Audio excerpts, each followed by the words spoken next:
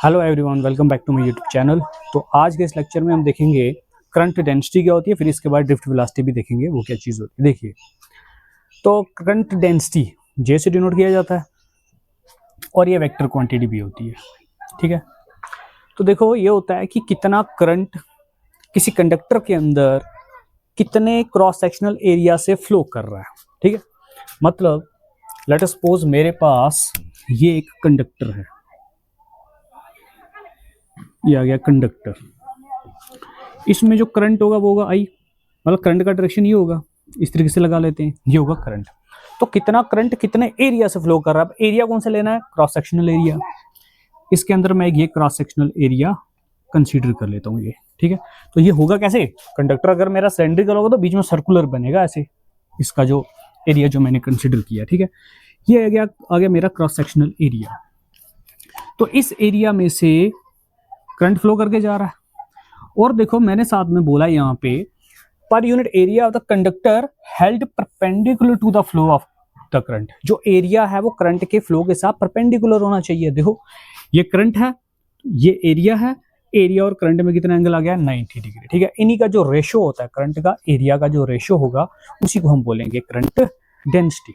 देखिए जे से डिनोट किया जाता है करंट अपॉन एरिया, मींस मैंने एस से लिखा, आप ए से भी लिख सकते हो, सरफेस एरिया आ गया इसका, जो भी क्रॉस सेक्शनल एरिया आप उसमें कंसीडर करोगे। ठीक है, अब देखो ये तो मैंने परपेंडिकुलर ले लिया।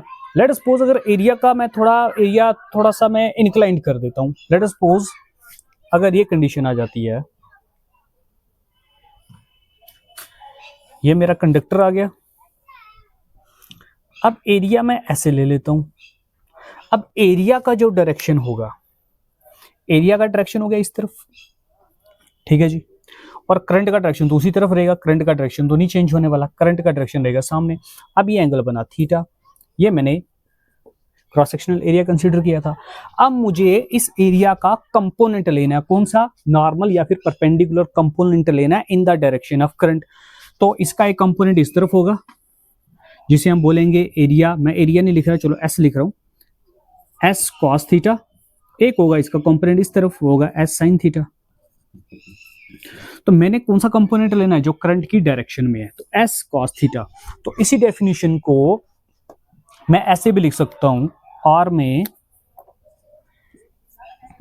जे equal to I upon S cos theta. S नहीं तो आप ए भी लिख सकते हो, area into cos theta, A cos theta लिखो या एस कॉस थीटा, एस तो सरफेस एरिया हुआ ना। ठीक है जी, तो ये हमारे पास आ गई करंट डेंसिटी की डेफिनेशन। तो आपने कंपोनेंट वो लेना है जो परपेंडिकुलर कंपोनेंट होगा। अगर एरिया का डायरेक्शन उसी तरफ है, देखो ना, एरिया अगर सीधा है सामने तो एरिया का डायरेक्शन भी सामने रहेगा, करंट का भी डायरेक्शन उधर रहेगा, दोनों का रेशियो निकाल दो, वही होता है हमारे पास करंट डेंसिटी कहलाता है। ठीक है जी, अब देखो करंट डेंसिटी में मुझे आई सामने दिख रहा है, आई तो साफ साफ दिख रहा है, तो मैं यहां से करंट का डेफिनेशन भी तो फाइंड कर सकता हूं। लेट सपोज डी आई मेरे पास एक करंट होगा किसी स्मॉल एलिमेंट से, जिसका सरफेस एरिया ds ले लो कंडक्टर का। तो फिर जो करंट का यहां से डेफिनेशन आएगा, करंट कितना होगा, j इंटू एस, ये रहा j इंटू एस। अब s मैंने कितना ले लिया, स्मॉल, तो ds हो जाएगा, तो करंट भी क्या होगा, स्मॉल। तो यहां से करंट का डेफिनेशन क्या आएगा, dot product of current density and surface area. तो यहां से एक डेफिनेशन करंट का हम वो डिफाइन कर सकते हैं, current is also defined as the dot product of current density and surface area. देखो ये तो हो गया स्मॉल करंट। अगर मुझे टोटल करंट निकालना है तो मुझे क्या करना पड़ेगा, इंटीग्रेट। तो दोनों साइड इंटीग्रेट कर दो, इंटीग्रेट करोगे डेरिवेटिव इंटीग्रल कैंसिल, बचेगा टोटल करंट। तो टोटल करंट को आप इस फॉर्म में भी लिख सकते हो। तो ये करंट का एक और डेफिनेशन आ गया, यहां समझना। यहां तक जो डेफिनेशन था वो था करंट डेंसिटी का। ठीक है, तो करंट डेंसिटी के अंदर मुझे करंट भी मिल गया, तो करंट का एक और डेफिनेशन मुझे मिल गया। एक डेफिनेशन तो आप ऑलरेडी पढ़ के आए हो, चार्ज अपॉन टाइम, वो एक डेफिनेशन हो गया। एक डेफिनेशन और यहां से डिराइव हो गया, करंट होता है current density multiplied by surface area के इक्वल, दोनों का डॉट प्रोडक्ट लेना होता है। ठीक है, अब देखो ये जो करंट डेंसिटी है ये होती है वेक्टर क्वांटिटी। क्या है, it is a vector quantity. अगर ये वेक्टर क्वांटिटी तो डायरेक्शन किस तरफ होगा भाई, जिस तरफ करंट का डायरेक्शन है उसी तरफ करंट डेंसिटी का भी डायरेक्शन होगा, अलोंग करंट, जिस तरफ करंट होगा उसी तरफ करंट डेंसिटी का भी। और ये पॉइंट वैल्यू होता है हमेशा। आप हमेशा किसी कंडक्टर के अंदर एक पॉइंट कंसीडर करते हैं, फिर उस पॉइंट से आप सरफेस एरिया ड्रा करते हैं, फिर उस सरफेस एरिया का करंट का और एरिया का रेशियो निकालते हैं, वही करंट डेंसिटी होती है। ठीक है, देखिए इसका डायरेक्शन, जो करंट डेंसिटी का डायरेक्शन होता है वो किस तरफ होता है, जिस तरफ करंट होता है, तो ये एक वेक्टर क्वांटिटी होती है। और इसके जो एसआई यूनिट होते हैं, इसके एसआई यूनिट क्या बनेंगे, फिर यहां से देखो करंट के होते हैं एम्पियर, एरिया के होते हैं मीटर स्क्वायर, तो इसके एसआई यूनिट बन जाएंगे एम्पियर पर मीटर स्क्वायर। तो ये था हमारे पास करंट डेंसिटी।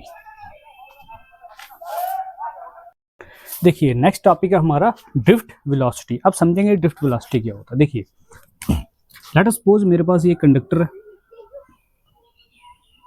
ये वायर है, वायर भी बोल सकता हूँ, इसको मैंने प्लेस कर दिया इलेक्ट्रिक फील्ड के अंदर। तो इलेक्ट्रिक फील्ड क्रिएट करने के लिए एक साइड पॉजिटिव एक साइड नेगेटिव प्लेट लगा दी मैंने। अब जो इलेक्ट्रिक फील्ड होगा उसका डायरेक्शन होगा पॉजिटिव से नेगेटिव प्लेट की तरफ, इधर से इधर आ गया इलेक्ट्रिक फील्ड। अब इस कंडक्टर के अंदर जो इलेक्ट्रॉन्स होंगे, ठीक है, लेट्स सपोज ये इलेक्ट्रॉन है, एक ये इलेक्ट्रॉन है, ये इलेक्ट्रॉन है, ये इलेक्ट्रॉन है, ये सारे किस तरफ ड्रिफ्ट करेंगे। ड्रिफ्ट करना मतलब मूव करना, ड्रिफ्ट मींस मूव करना। तो सारे किस तरफ मूव करेंगे, opposite to the direction of electric field. अगर इलेक्ट्रिक फील्ड उस तरफ होगा तो इलेक्ट्रॉन्स का मूवमेंट इधर होगा। देखो पहले इलेक्ट्रॉन की स्पीड, दूसरे की स्पीड, तीसरे की स्पीड, मतलब वेलोसिटी, स्पीड वेलोसिटी में बोल सकता हूँ, जब डायरेक्शन होगी तो स्पीड को वेलोसिटी ही बोलते हैं।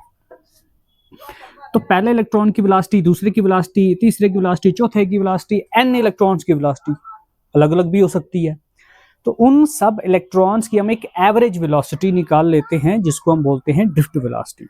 तो सारे इलेक्ट्रॉन्स की जो एवरेज वेलोसिटी होगी, कि कितनी वेलोसिटी के साथ सारे इलेक्ट्रॉन उधर से इस तरफ ड्रिफ्ट कर रहे हैं। क्या कर रहे हैं, ड्रिफ्ट कर रहे हैं एक साइड से दूसरी साइड। जितने भी सारे इलेक्ट्रॉन्स जिस एवरेज वेलोसिटी के साथ ड्रिफ्ट कर रहे हैं, उसी वेलोसिटी का नाम होता है ड्रिफ्ट वेलोसिटी। ठीक है, और ये हमेशा ऑपोजिट होगी अप्लाइड इलेक्ट्रिक फील्ड के।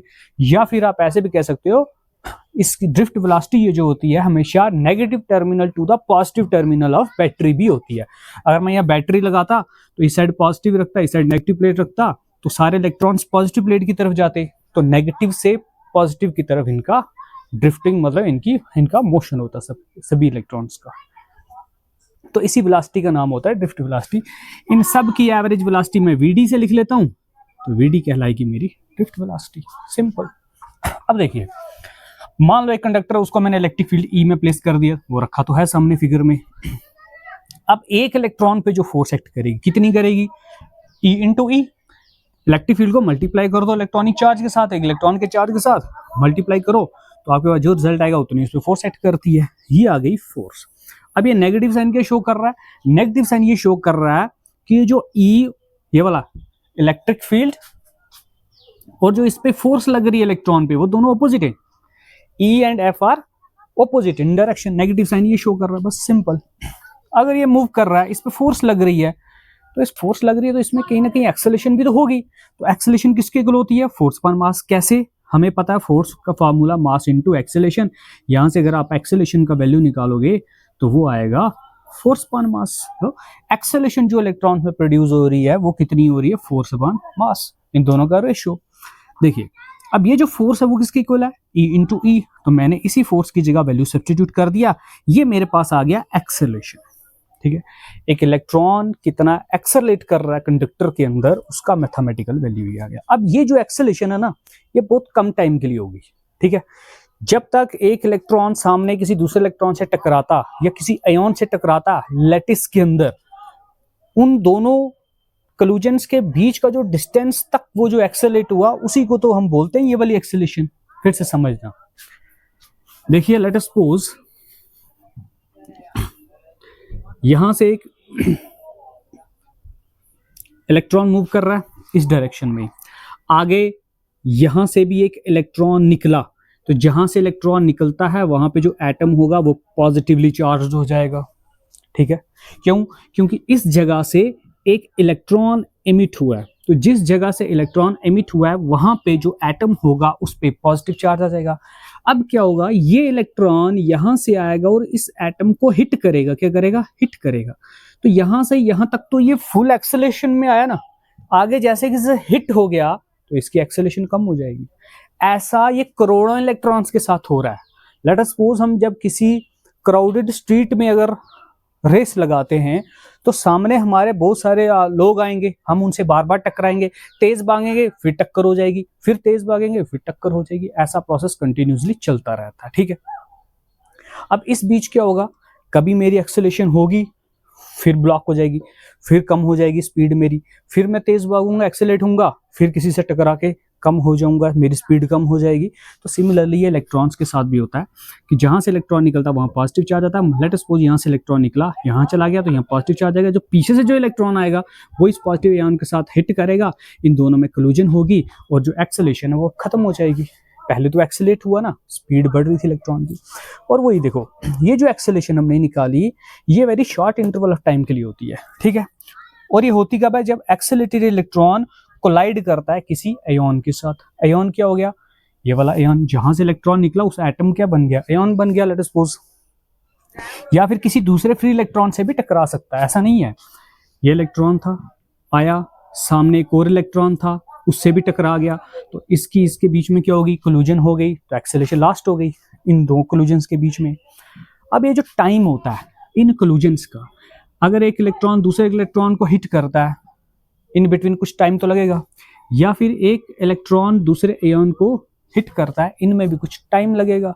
तो ये जो बीच में जो टाइम आता है दोनों के बीच में, किसके बीच, इलेक्ट्रॉन्स और आयन्स की कोलिजन के बीच का, इस टाइम को बोलते हैं रिलैक्सेशन टाइम या फिर मीन फ्री टाइम, और टाउ से डिनोट करते हैं, सिंबल है टाउ। अब देखो इन शॉर्ट आप कह सकते हो कि जो इलेक्ट्रॉन है very short interval of time के लिए एक्सेलरेट होता है, ठीक है। जब तक कोलिजन नहीं होती तब तक वो एक्सेलरेट होगा, जैसे ही उसकी कोलिजन होगी उसकी एक्सेलरेशन लास्ट हो जाती है। देखिए अब इसकी ड्रिफ्ट वेलोसिटी कैसे कैलकुलेट करेंगे, तो ड्रिफ्ट वेलोसिटी का हमारे पास रिलेशन है न्यूटन का, क्या है, इक्वेशन है हमारे पास, equation of motion, v equal to u plus a t, ये रहा v equal to u plus a, acceleration आ गई, t आ गया मेरे पास टाउ। अब इसको थोड़ा सा और आगे डिराइव करेंगे, देखिए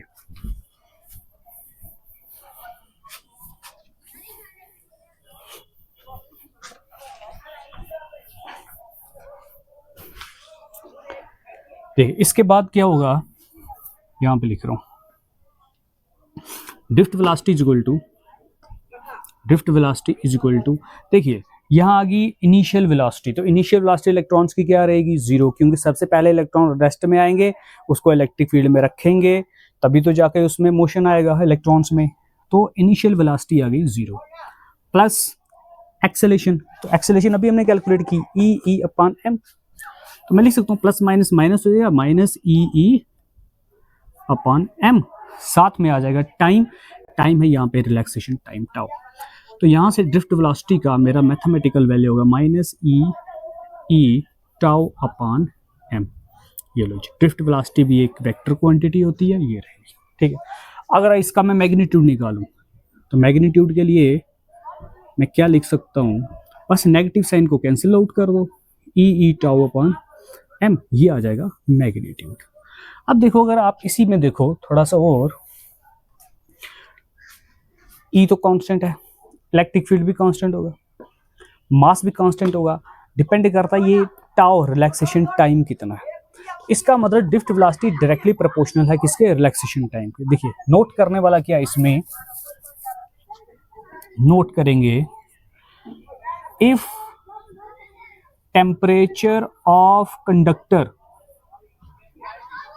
इंक्रीजेस, अगर मैं कंडक्टर का टेम्परेचर क्या कर दूं, इंक्रीज कर दूं, तो क्या होगा, जैसे ही टेम्परेचर इंक्रीज करूंगा तो ये जो आयन्स बीच में बने ये भी वाइब्रेट करना शुरू कर देंगे, ठीक है।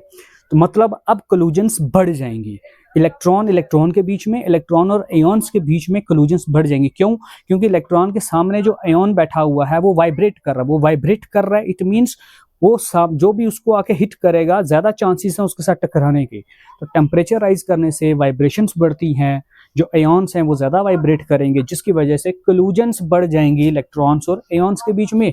अगर कोलिजन्स बढ़ जाएंगी तो क्या होगा, ड्रिफ्ट वेलोसिटी डिक्रीज कर जाएगी। अगर हम टेम्परेचर इंक्रीज करेंगे देन जो रिलैक्सेशन टाइम होगा ये टाउ या फिर मीन फ्री टाइम जो होगा, ये जो मीन फ्री टाइम है या रिलैक्सेशन टाइम है, ये क्या कर जाएगा, डिक्रीज, ये डिक्रीज कर जाएगा। तो अगर ये रिलैक्सेशन टाइम डिक्रीज कर गया तो ड्रिफ्ट वेलोसिटी भी क्या कर जाएगी, डिक्रीज, ये भी क्या कर जाएगी, डिक्रीज। दैट इज हम कह सकते हैं जो ड्रिफ्ट वेलोसिटी है वो डायरेक्टली प्रोपोर्शनल होती है किसके, रिलैक्सेशन टाइम के। तो ये था हमारे पास all about drift velocity of electrons in a conductor.